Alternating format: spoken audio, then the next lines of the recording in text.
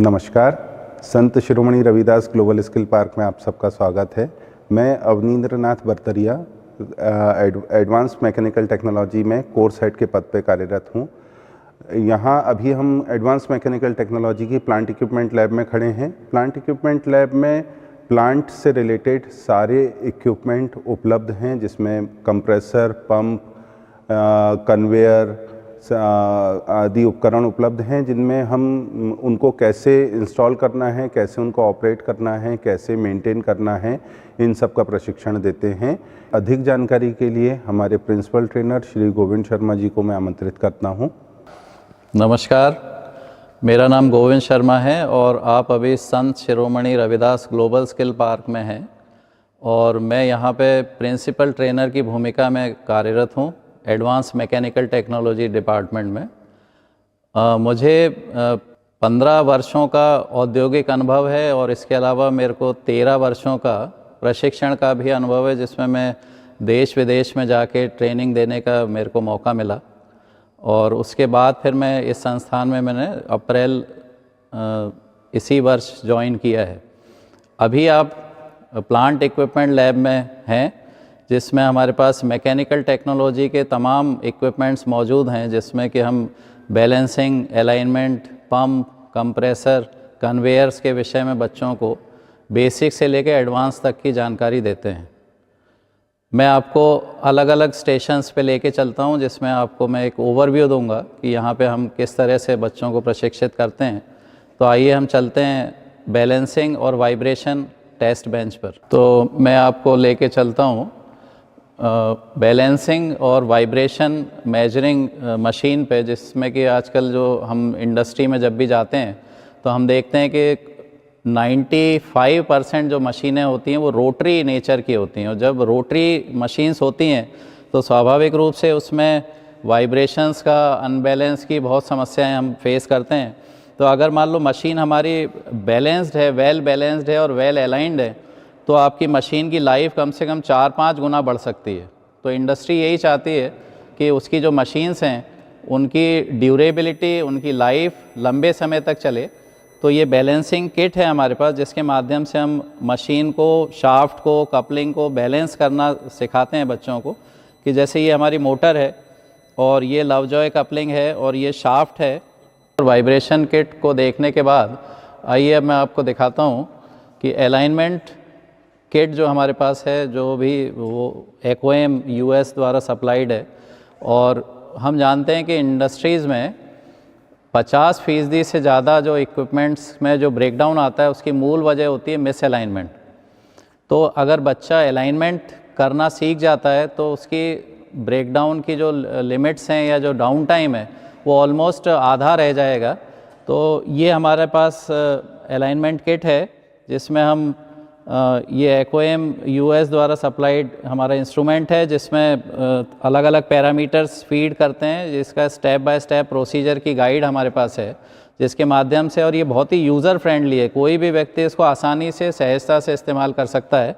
इसमें हमारे पास एक स्टेशनरी मशीन के लिए एक एमीटर होता है, एक जो है मूविंग मशीन के लिए होता है। दोनों का हम इसको माउंट करते हैं 90 डिग्री पे। और 90 डिग्री माउंटिंग के लिए इसमें बहुत आसानी से हम ये देखते हैं कि अगर इस इंस्ट्रूमेंट में अगर ये ग्रीन हो जाता है सिग्नल, मतलब ये 90 डिग्री इसका आ गया है, तो बहुत आसान है इसको इस्तेमाल करना।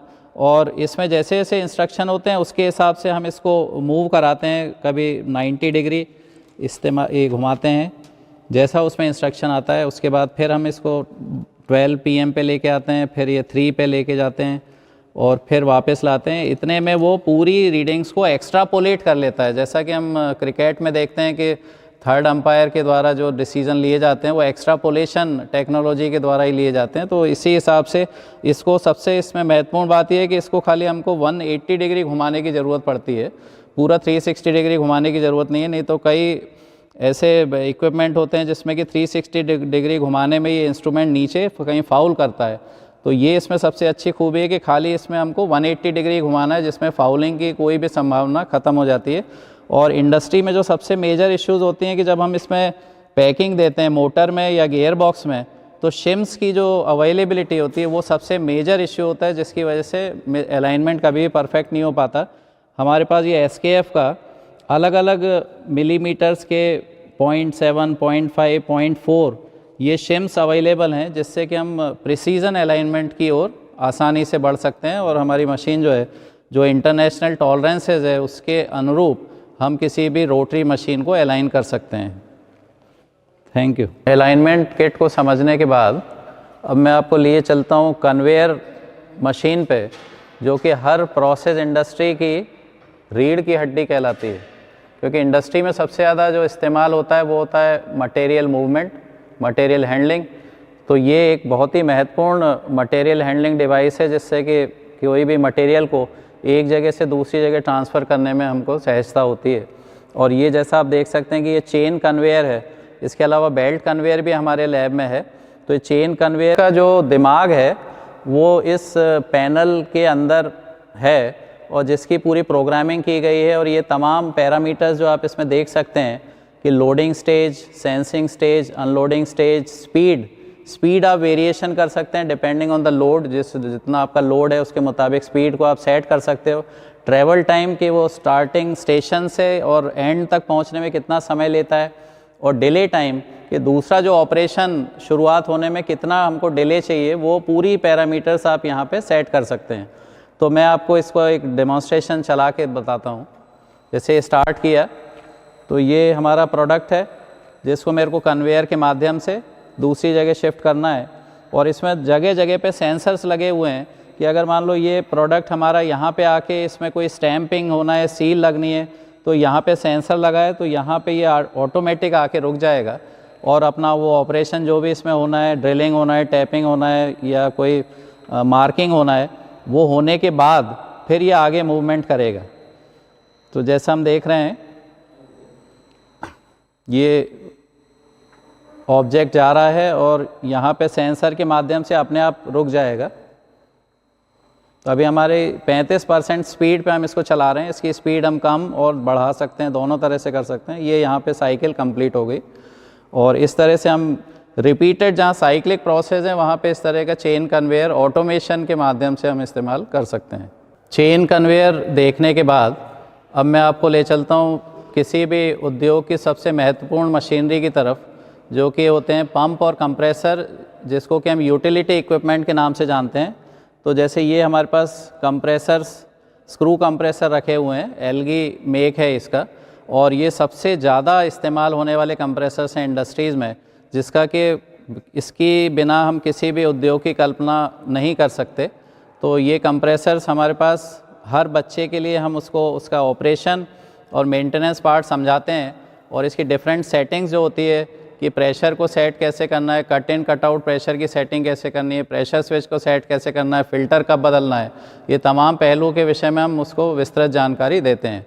अभी हम यहाँ पे मशीनरी मेंटेनेंस लैब में हैं। मशीनरी मेंटेनेंस लैब में हम लोग मशीनों का जो मैकेनिकल मेंटेनेंस है उसके बारे में आप जानकारी देते हैं।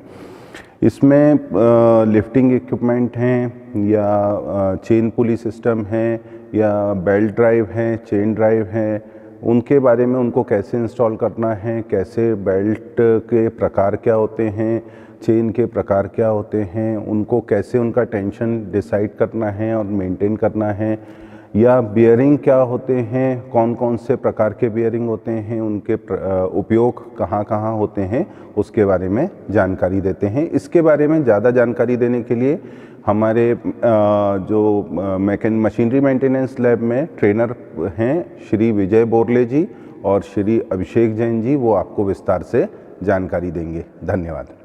नमस्कार, मेरा नाम विजय नारायण बोरले है। मैं संत शिरोमणि ग्लोबल स्किल पार्क के एडवांस मैकेनिकल टेक्नोलॉजी में ट्रेनर के पद पर कार्यरत हूँ। जैसा कि हम अभी जहाँ पर उपस्थित हैं, इसे हम मशीनरी मेंटेनेंस लैब कहते हैं। एक मेंटेनेंस लैब जो होती है वह एक किसी भी इंडस्ट्री के लिए एक रीढ़ की हड्डी का काम करती है, क्योंकि बगैर मेंटेनेंस के किसी भी प्रोडक्ट की उत्पादकता को और क्वालिटी को उच्च गुणवत्ता में बनाए रखना बहुत असंभव हो जाता है। हम यहाँ पर सभी साधारण मशीनों से लेकर एडवांस मशीनों तक की वर्किंग और उसके मेंटेनेंस के बारे में स्टूडेंट और लर्नर्स को सिखाते हैं और उसकी जानकारी देते हैं। इसके लिए हम सभी राष्ट्रीय और अंतर्राष्ट्रीय मानकों का भी, सेफ्टी मानकों का पालन कराते हैं। 5S के बारे में बच्चों को अच्छे से सिखाते हैं ताकि हमारा गुणवत्ता उनकी मेंटेनेंस के ऊपर बनी रहे और इंडस्ट्री एक बहुत अच्छी तरीके से चले। अब हम आगे देखते हैं हमारे इंस्ट्रूमेंट्स के बारे में, जिनके बारे में मैं जानकारी देना चाहता हूँ। ये मशीनरी मेंटेनेंस लैब की हाइड्रोलिक फ्लोर क्रेन है। इसका प्रयोग हम हैवी मटेरियल्स को एक स्थान से दूसरे स्थान ले जाने के लिए करते हैं। इसका प्रयोग तब उपयोगी हो जाता है जब हमारे पास सामान को उठा करके ले जाने के लिए जगह बड़ी हो, रास्ता अच्छा हो और प्लेन हो। तो इसकी कैपेसिटी टोटल 1000 kg तक की है और ये हाइड्रोलिक फ्लोर क्रेन है। इसके जो हुक पॉइंट्स में हम लोड को उठा अप्लाई करके इसके 2 प्रकार के हम इसमें मूवमेंट दे सकते हैं, इसको वर्टिकल और एक हॉरिजॉन्टल। तो मैं अभी आपको एक वर्टिकल मूवमेंट देकर दिखाता हूं कि कैसे वर्टिकल मूवमेंट होता है। तो यहाँ से लॉक करके हम इसको अभी लिफ्टअप कर रहे हैं तो लोड को इस प्रकार से लिफ्टिंग हो जाएगा। जिस निश्चित लेवल पर लोड आ जाने के बाद में उस लोड को वहाँ पर हम लॉक कर सकते हैं। अगर हमको ज़रूरत पड़ी कि बूम्स को आगे ले आना हो तो उसके लिए हम दूसरे प्रकार का मूवमेंट दे करके बूम्स को हम आगे भी एडजस्ट कर सकते हैं और फिर लोड को लॉक करके इसके लॉक को निकाल करके जहाँ पर भी सामान को ले जाना होगा हम उस सामान को ले आकर रख देते हैं और यहाँ से रिलीज़ करके उस लोड को अनलोड कर लेते हैं। ये मशीनरी मेंटेनेंस लैब की हाइड्रोलिक पैलेट ट्रक है। इसका भी उपयोग हम हैवी सामान को एक स्थान से दूसरे स्थान पर ले आने के लिए करते हैं, परंतु इसकी विशेषता यह है कि यह छोटे से छोटे रास्ते में, कन्फाइंड रास्ते या तंग रास्ते या सीमित रास्ते जहाँ पर मोड़ अधिक हो वहाँ पर से सामान को आसानी से एक स्थान से दूसरे स्थान तक ले जा सकती है। अब इसमें सामान को लोड करने के बाद में हम हाइड्रोलिक लॉक लगा करके सामान को एक निश्चित ऊंचाई तक उठा करके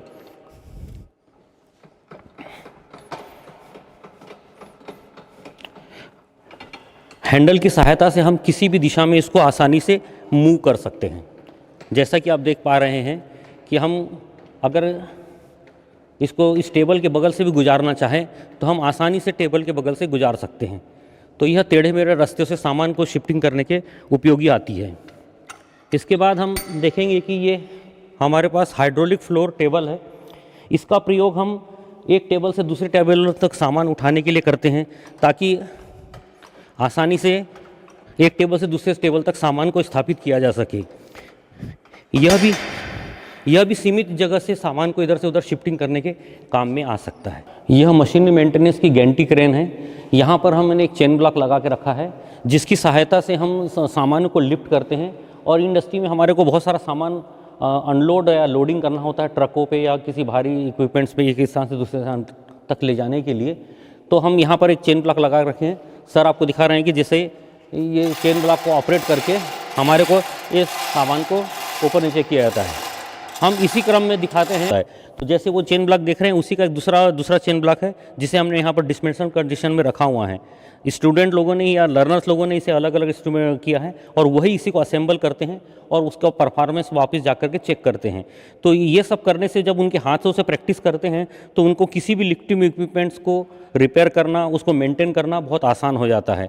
और ये सब काम उनको सेफ्टी के साथ सिखाया जाता है, 5S के साथ सिखाया जाता है और सभी सेफ्टी के इक्विपमेंट्स को उनसे पालन कराया जाता है ताकि इंडस्ट्री में कोई भी एक्सीडेंट न हो। नमस्कार, मेरा नाम अभिषेक जैन है। मैं संत रविदास ग्लोबल स्किल पार्क के एडवांस मैकेनिकल टेक्नोलॉजी में ट्रेनर के पद पर कार्यरत हूँ। जैसा कि आप देख रहे हैं ये हमारे belt simulation rig and chain simulation rig है। इसकी सहायता से लर्नर को शाफ्ट, पुली, बेल्ट, रोलिंग चेन, स्पॉकेट के बारे में जानकारी दी जाती है एवं इसके सही मेंटेनेंस को करने के तरीके को सिखाया जाता है। सारे मेंटेनेंस कार्य को मापने योग्य बनाने के लिए हम यहाँ बेल्ट की टेंशन को और चेन की टेंशन को सही तरीके से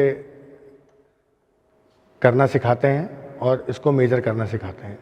आइए, जैसा कि आप देख रहे हैं यहाँ पे बेल्ट की टेंशन को चेक किया जा रहा है जिससे कि मशीनों में पावर कंजम्पशन को कम किया जा सके और ब्रेकडाउन को कम से कम रखा जा सके।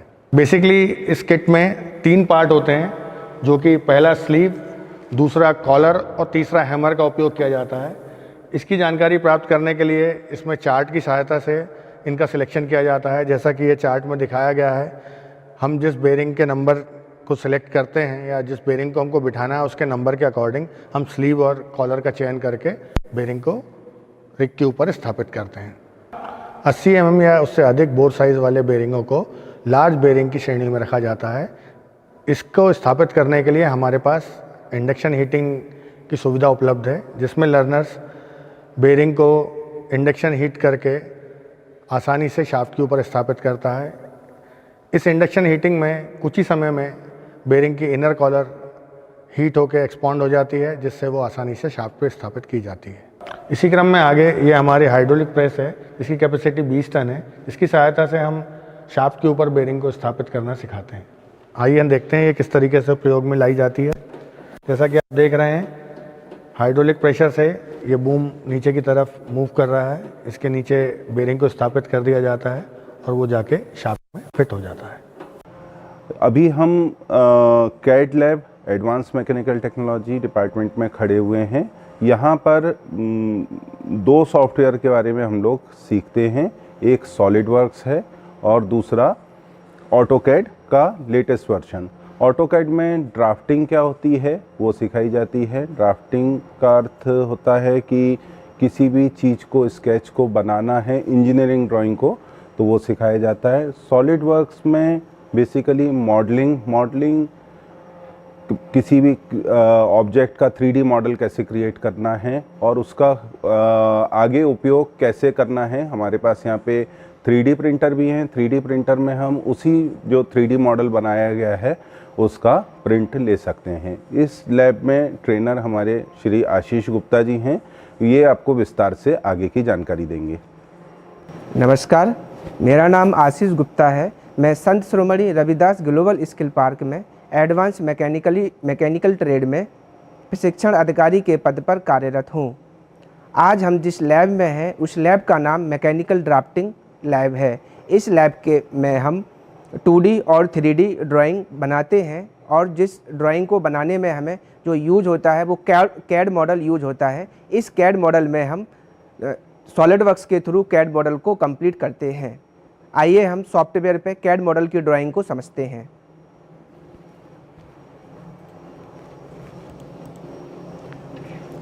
ये हमारा सॉलिडवर्क्स सॉफ्टवेयर है। इस सॉलिडवर्क्स सॉफ्टवेयर के अंदर हम 3 चीज़ों को आइडेंटिफाई करते हैं।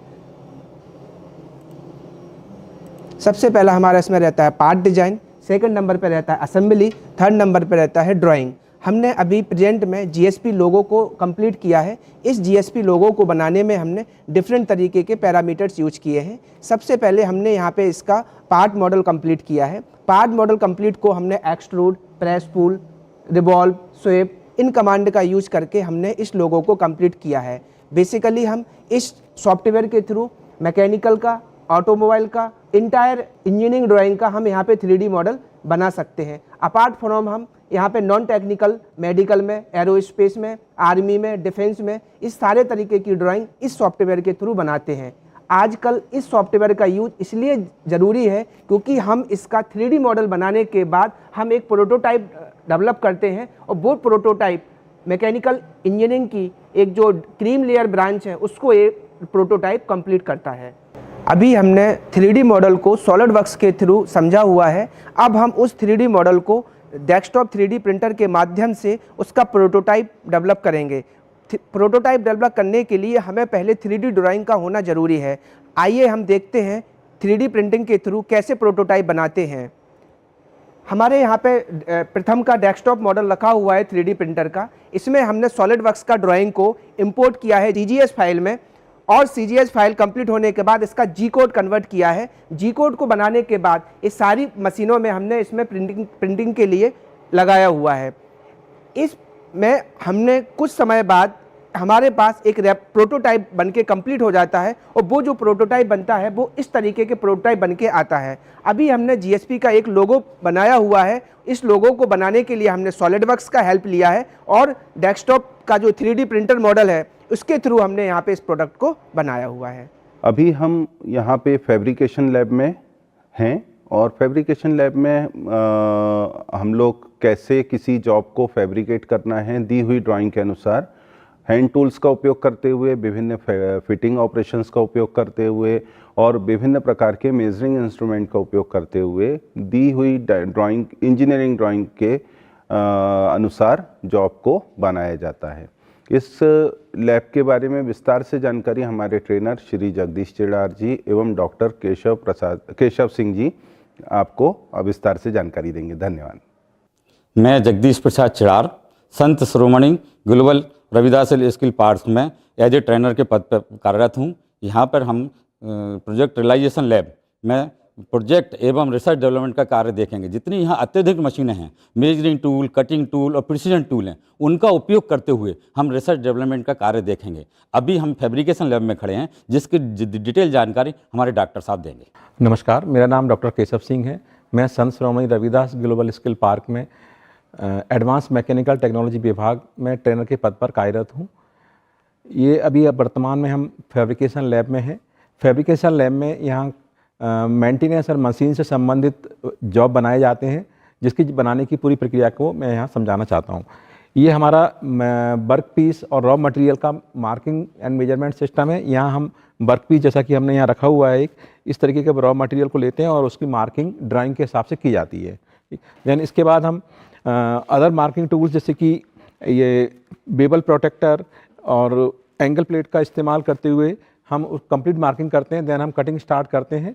कटिंग में हमारे पास कटिंग टूल्स जो उपलब्ध हैं यहाँ पर, जैसे कि हेक्सा है, ये हमारा फाइल्स हैं जो कि मटेरियल रिमूविंग में काम आते हैं, इनका इस्तेमाल करते हैं।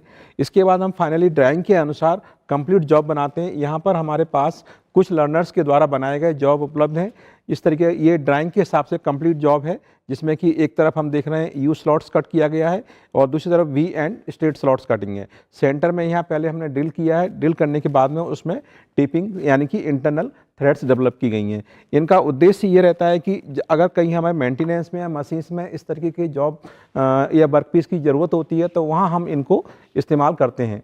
इस तरीके से फैब्रिकेशन लैब का उद्देश्य हमारा ये रहता है कि जहाँ पर भी हमें कुछ वर्कपीस या कुछ स्पेशल टाइप का कुछ पार्ट्स लगाना है, उसको हम यहाँ फैब्रिकेशन लैब में प्रिपेयर कर सकते हैं। संत Shiromani Ravidas global skill park में आप सभी का स्वागत है। मेरा नाम अवनींद्र नाथ बरतरिया है। मैं एडवांस मैकेनिकल टेक्नोलॉजी विभाग में कोर्स हेड के पद पे कार्यरत हूँ।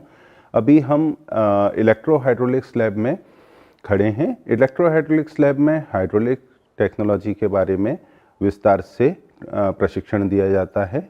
इसके बारे में और अधिक विस्तार से जानने के लिए हमारे ट्रेनर श्री शुभम नेमा जी आपको विस्तार से जानकारी देंगे। धन्यवाद।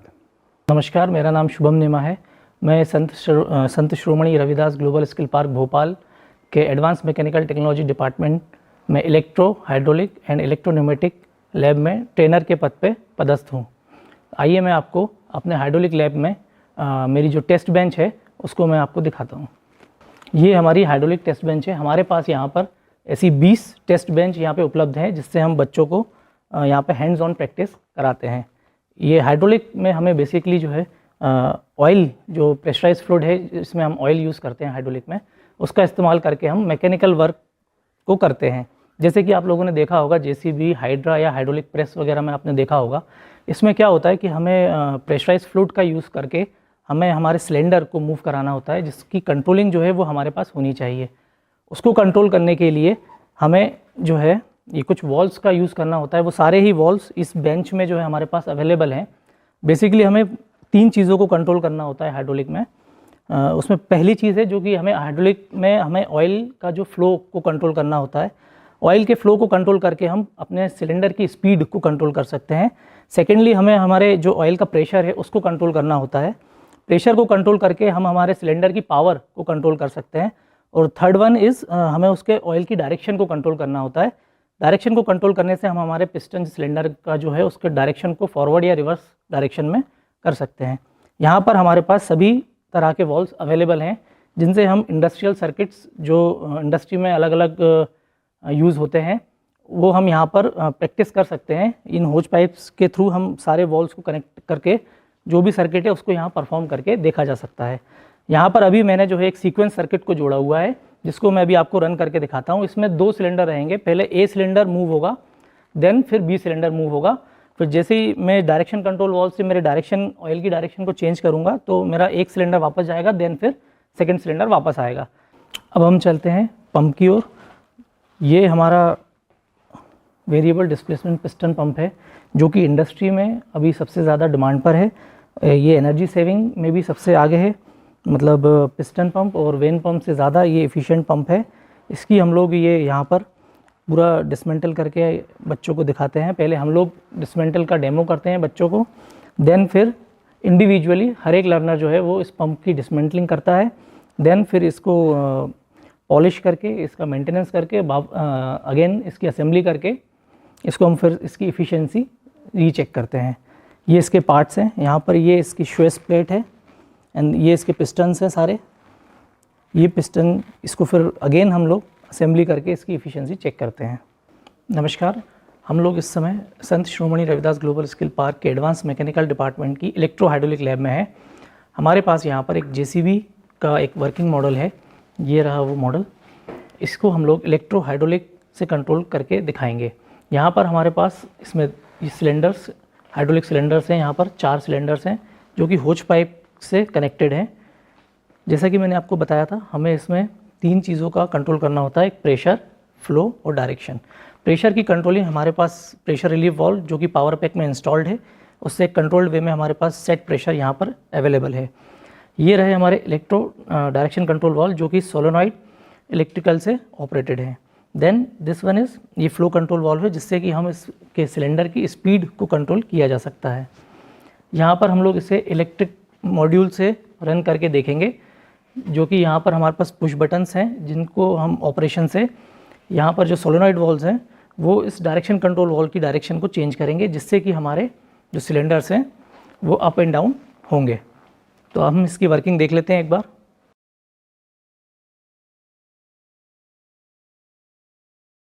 अभी हम यहाँ पर न्यूमेटिक्स लैब में हैं। न्यूमेटिक्स लैब में हम लोग जो इलेक्ट्रो न्यूमेटिक्स है उसके बारे में प्रशिक्षण देते हैं। इस लैब के बारे में अधिक जानकारी के लिए हमारे ट्रेनर श्री शुभम नेमा जी आपको विस्तार से जानकारी देंगे। धन्यवाद। नमस्कार, मेरा नाम शुभम नेमा है। इस समय हम Sant Shiromani Ravidas global skill park Bhopal की एडवांस मैकेनिकल टेक्नोलॉजी डिपार्टमेंट की इलेक्ट्रोन्यूमेटिक लैब में हैं। इलेक्ट्रोन्यूमेटिक जैसा कि हमने पहले देखा था इलेक्ट्रो हाइड्रोलिक में हम प्रेशराइज्ड फ्लूइड ऑयल का यूज़ करते हैं। न्यूमेटिक में हम प्रेशराइज्ड एयर का यूज़ करके हम अपने मैकेनिकल वर्क को करते हैं। प्रेशराइज्ड एयर के लिए हम लोग कंप्रेसर का यूज़ करते हैं। इलेक्ट्रोन्यूमेटिक लैब में यहाँ पर हमारे पास 20 ट्रेनिंग किट्स हैं यहाँ पर, जो लर्नर्स जिसमें हैंड्स ऑन प्रैक्टिस करके जो इंडस्ट्रियल सर्किट्स होते हैं उनको यहाँ परफॉर्म करके देख सकते हैं। इसके पहले हम लोग हैंड्स ऑन प्रैक्टिस से पहले हमारे पास फ्लूट सिम फेस्टो का सॉफ्टवेयर है सिमुलेशन, जिससे कि हम इंडस्ट्रियल सर्किट को पहले सिमुलेट करके देखते हैं सॉफ्टवेयर में, कंप्यूटर में, देन फिर उसको हम प्रैक्टिस में करते हैं। आइए मैं आपको एक सर्किट दिखाता हूँ। ये देखिए, ये हमारी बेंडिंग मशीन है, एक बेंडिंग डिवाइस है स्ट्रिप बेंडिंग की, जिसमें हमने 3 सिलेंडर का यूज़ करके स्ट्रिप को बेंड किया है, सिलेंडर A, B और C। ये हमने फ्लूट सिम सॉफ्टवेयर से इसको डिज़ाइन किया हुआ है। इसका सर्किट यहाँ पे स्टार्ट बटन को हम जैसे ही प्रेस करेंगे तो ये हमारा जो है फंक्शन काम करके दिखाता है सॉफ्टवेयर में। सिलेंडर A मूव होगा, देन सिलेंडर B मूव हुआ फॉरवर्ड, देन रिट्रैक्ट होगा, देन सिलेंडर C मूव होगा फॉरवर्ड, देन रिवर्स जाएगा, देन लास्टली A सिलेंडर हमारा बैक जाएगा, जिससे हमारा का जो स्ट्रिप बेंडिंग का ऑपरेशन है वो कंप्लीट होता है। ये एक एग्जांपल है, ऐसे तमाम सर्किट को हम यहाँ परफॉर्म करके देख सकते हैं। तो आइए इस सर्किट को हम अभी अपनी टेस्ट किट में परफॉर्म करके देखते हैं। हमारे पास यहाँ पर 3 सिलेंडर हैं, cylinder A, cylinder B and cylinder C। सारे वॉल्व जो कि इसकी कंट्रोलिंग में हमारे पास होने चाहिए वो यहाँ हमारे पास अवेलेबल हैं। ये लिमिट स्विचेस लगे हुए हैं जो कि सिलेंडर की इनिशियल और एंड मूवमेंट को ट्रैक करते हैं। हमारे पास डायरेक्शन कंट्रोल वॉल्व्स हैं जिसको हमने यूज़ किया हुआ है, double pilot direction control valves हैं। तो जैसे ही हम इसको चालू करेंगे हमारे सर्किट के अकॉर्डिंगली ये एक्ट करेगा। आइए हम इसको अब चला कर देखते हैं। Cylinder A move, then cylinder B, then cylinder B, C move, then C retract, then lastly A retract. Okay, once again cylinder A move forward, cylinder B move forward, then reverse, cylinder C move forward, then reverse, and lastly cylinder A reverse. The circuit is completed. अभी हम यहाँ पर industrial pipe and valve system lab में खड़े हैं। यहाँ पे हम पाइपिंग के बारे में जानकारी देते हैं, पाइपलाइन डिज़ाइन कैसे की जाती है उसके बारे में जानकारी देते हैं, एवं विभिन्न वाल्व जो न्यूमेटिक एक्चुएटर के संग उपयोग होते हैं उनके बारे में, उनको कैसे इंस्टॉल करना है, कैसे उनका उपयोग करना है। एक्चुअल में वाल्व का उपयोग किसी भी फ्लो को आइसोलेट आइसोलेट करने के लिए या रेगुलेट करने के लिए किया जाता है।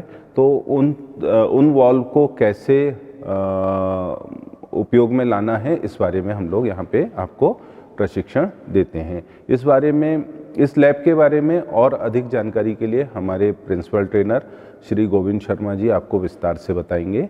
धन्यवाद। नमस्कार, मेरा नाम गोविंद शर्मा है और मैं Sant Shiromani Ravidas global skill park में एडवांस मैकेनिकल टेक्नोलॉजी विभाग में प्रिंसिपल ट्रेनर के पद पर कार्यरत हूँ। और अभी जहाँ हम खड़े हैं वो है industrial piping and valve lab. और ये हम सभी जानते हैं कि वाल्व की जो उपयोगिता है वो किसी भी प्रोसेस फ्लूइड को, गैस को, लिक्विड को रेगुलेट और आइसोलेट करने के काम में आती है। या तो ये वाल्व्स कंप्लीटली आइसोलेट कर देते हैं सिस्टम के फ्लो को, या फिर उसको रेगुलेट भी कर सकते हैं, ये इसकी क्षमता होती है। तो ये जैसे हम यहाँ पे देख सकते हैं कि ये न्यूमेटिकली ऑपरेटेड वाल्व्स हैं जो कि बहुत ही अत्याधुनिक वाल्व्स में आते हैं। और इंडस्ट्री में कहीं भी आप जाएंगे तो इन वाल्व्स को आप वहाँ देखेंगे। और इसका कोर फंक्शन जो है इलेक्ट्रिकल सिग्नल, जो प्रेशर आता है न्यूमेटिक प्रेशर, उसको ये इलेक्ट्रिकल सिग्नल में कन्वर्ट करके वाल्व को ये कमांड देता है कि मेरे को कितना ओपन या क्लोज होना है, उसके मुताबिक वाल्व अपना फंक्शन करता है। धन्यवाद। तो अभी जो हमने इलेक्ट्रोन्यूमेटिक्स वाल्व देखे, उसके बाद मैं आपको कन्वेंशनल वाल्व जो हर इंडस्ट्री में उपयोग में आते हैं, हमारे घरों में भी उपयोग में आते हैं, उसके बारे में बताता हूँ। ये जो आप देख रहे हैं ये तमाम तरीके के वाल्व्स हैं, जिसमें बटरफ्लाई वाल्व है, गेट वाल्व है, ग्लोब वाल्व है, बॉल वाल्व है, प्रेशर रिड्यूसिंग वाल्व है। ये तमाम वाल्व जो है वही किसी भी सिस्टम फ्लो को रेगुलेट या आइसोलेट करने के इस्तेमाल में आते हैं। And these are called as conventional valves, जो हम डे टू डे लाइफ में हर जगह इस्तेमाल करते हैं। तो आइए अब न्यूमेटिक ऑपरेटेड वाल्व और कन्वेंशनल वाल्व को देखने के बाद मैं आपको एक विशेष कैटेगरी के वाल्व की तरफ ले चलता हूं, जो कि हाइड्रोलिकली ऑपरेटेड गेट वाल्व है। और यहाँ पे आप इस टेबल पे ये 5 सिलेंडर्स देख सकते हैं।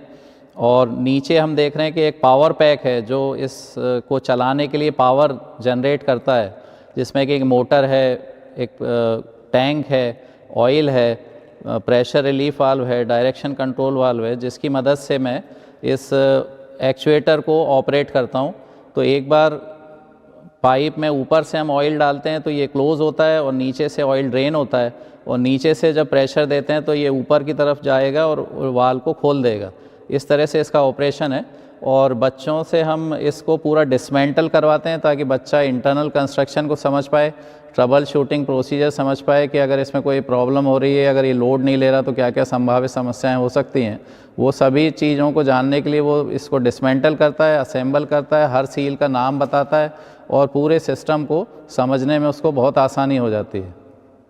पाइप थ्रेडिंग जो है हम 2 तरीके से बच्चों को सिखाते हैं, जिसमें कि सबसे पहला हमारे पास ये मैनुअल डाई नट सिस्टम है, जिसकी मदद से बच्चा जो है 1/2 इंच से लेके 1 इंच के पाइप पे इस नट के माध्यम से थ्रेडिंग कर सकता है। और इसके बाद फिर हम देखते हैं कि हमारे पास इलेक्ट्रिकल मशीन के द्वारा भी वो बच्चा जो है थ्रेडिंग कर सकता है। तो ये आप देख सकते हैं, ये इलेक्ट्रिकल थ्रेडिंग मशीन है जिसके माध्यम से बच्चा जो है पाइप में चूड़ी डाल सकता है विदाउट एनी ह्यूमन इंटरवेंशन। तो इसमें अलग अलग हम पार्ट्स इसमें रहते हैं। ये रीमर होता है कि पाइप में जो थ्रेड डाला तो उसके बर्स अगर हटाना है तो हम इसके माध्यम से हटा सकते हैं। इसमें ये कटर भी लगा हुआ है, कटर से पाइप की थ्रेडिंग के बाद हम पाइप को काट भी सकते हैं, तो चूड़ी भी चढ़ा सकते हैं। तो this is a multi dimensional machine, जिसके माध्यम से हम कई ऑपरेशंस कर सकते हैं, पाइप की कटिंग कर सकते हैं, रीमिंग कर सकते हैं, थ्रेडिंग कर सकते हैं। और ये जो थ्रेड इसमें से चिप्स जो निकलती है उसको सुरक्षा से ग्लव्स पहन के हमको उसको अलग भी करना होता है। तो ये हमारी पाइप थ्रेडिंग मशीन है।